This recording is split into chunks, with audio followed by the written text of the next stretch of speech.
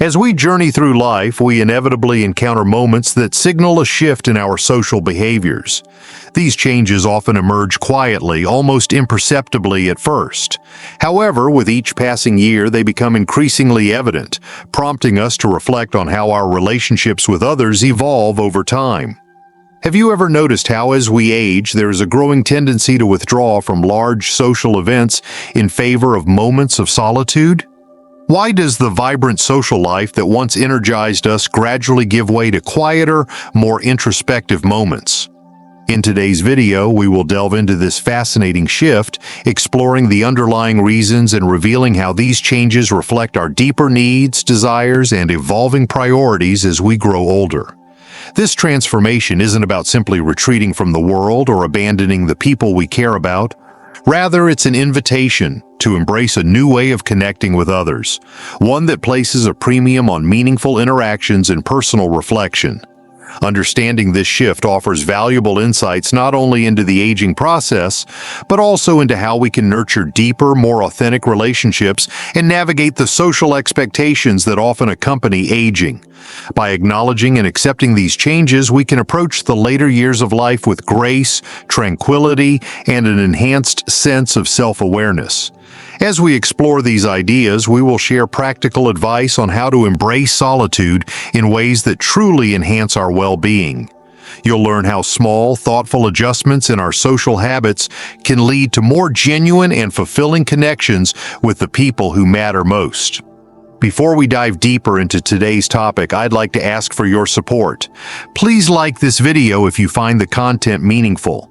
Your engagement helps us continue to provide these essential reflections on the aging process. And if you haven't subscribed yet, be sure to hit the subscribe button and turn on the notification bell so you never miss a new video. Now let's dive in. In the earlier chapters of our lives, social gatherings often held a central place. The thrill of hosting friends, attending lively parties, and sharing stories in bustling groups was a highlight. At that time, the idea of spending an evening in solitude seemed almost unthinkable. Why would anyone choose to be alone when there was so much energy and excitement to be found in the company of others? Our homes buzzed with conversations, laughter, and the clinking of glasses, creating an atmosphere of connection and joy. The friendships we formed in these vibrant settings seemed effortless, and we believed that the more we interacted, the stronger and more genuine those bonds became. But as the years unfold, something subtle begins to shift. The once social butterflies among us start to crave quieter environments, less crowded spaces, and more time for reflection. This isn't a sign of isolation or failure to maintain friendships. Rather, it marks a natural evolution of our needs and desires. Embracing solitude as we age presents an invaluable opportunity to reconnect with ourselves, foster more meaningful connections, and live in a way that aligns more authentically with who we are becoming. When we were younger, we often believed that the foundation of a true friendship was built on frequent interactions.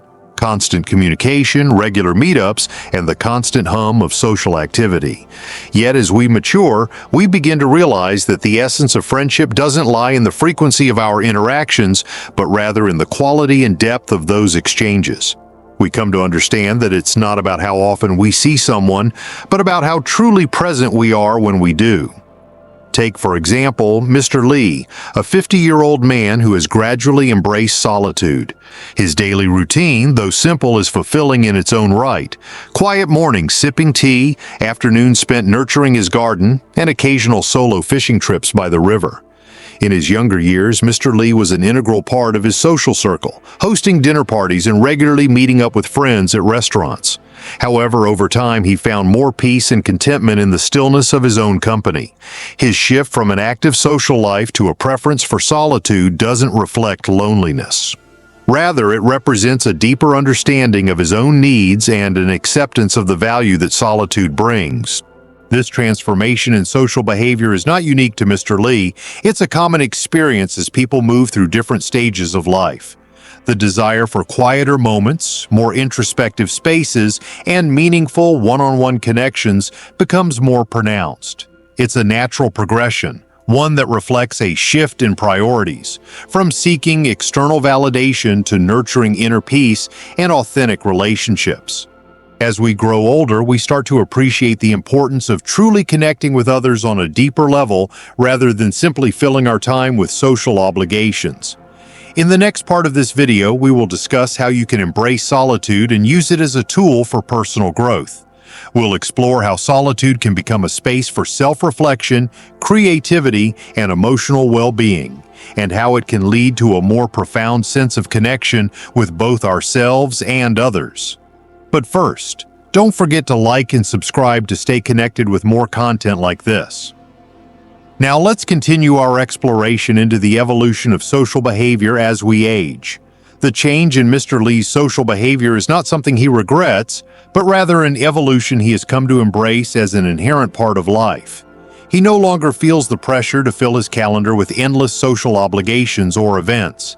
Instead, he has learned to cherish the quiet moments that allow him to connect more deeply with himself.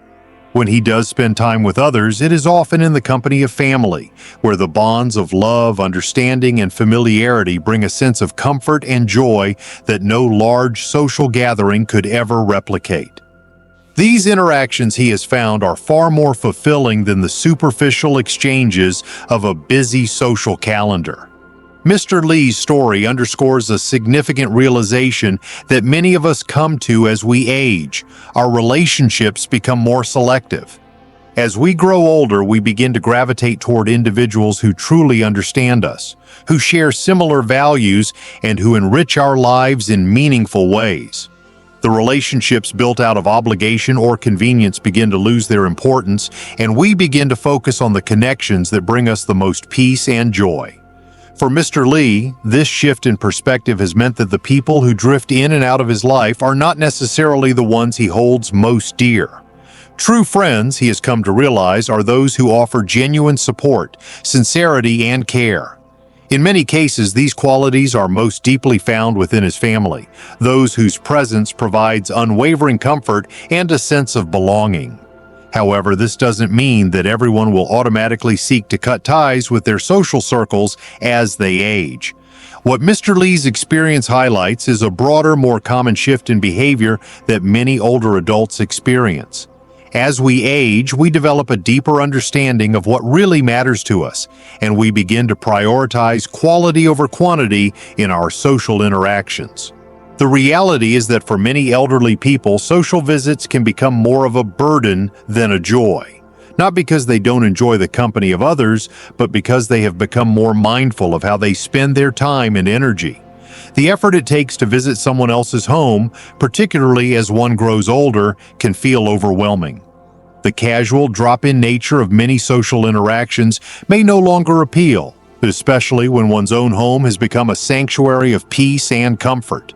This shift isn't just about convenience or physical energy, it's also about respecting personal space and boundaries, both our own and others. Take, for example, Uncle Ma, a neighbor who has always been known for his sociable nature. In his younger years, Uncle Ma would frequently visit his friends and family, eager to reconnect over drinks, meals, and good conversation.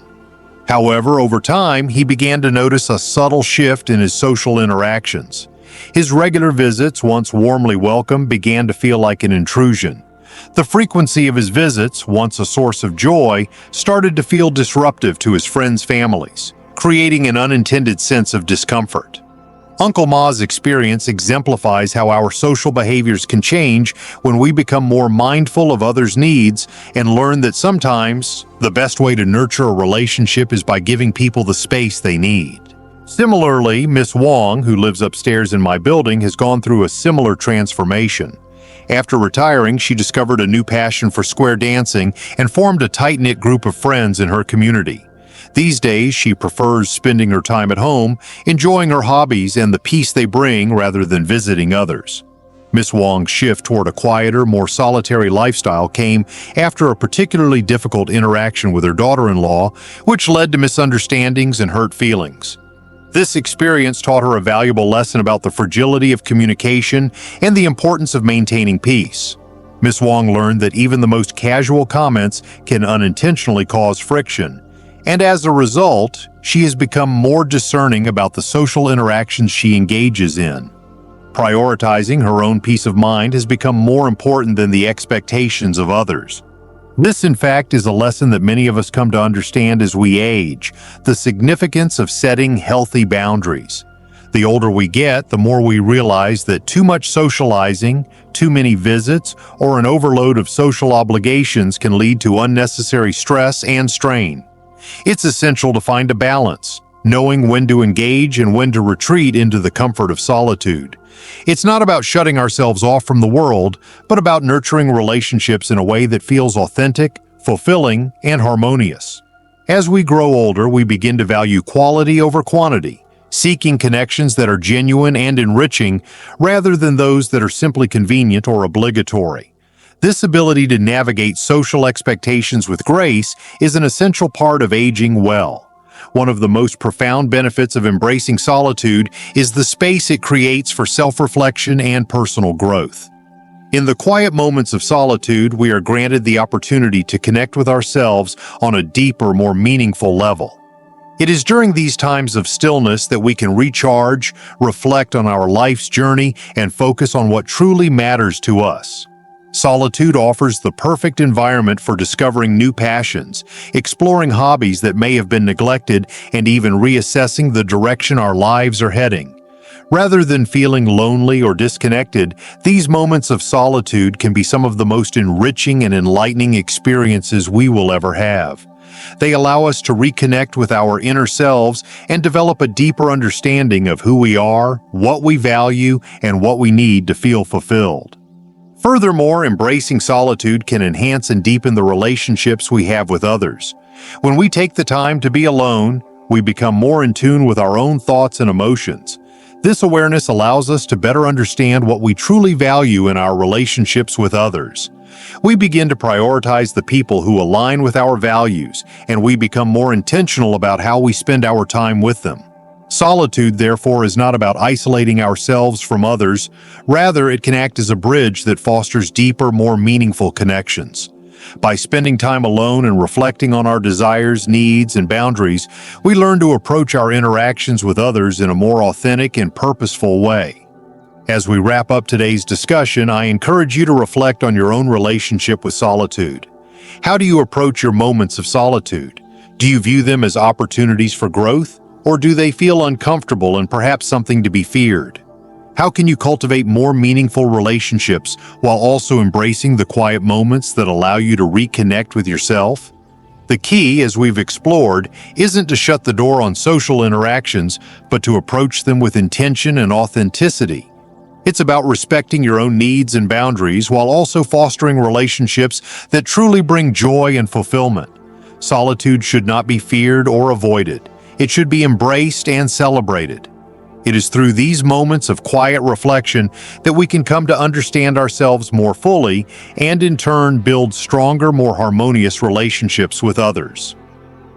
Thank you for joining me today in this conversation.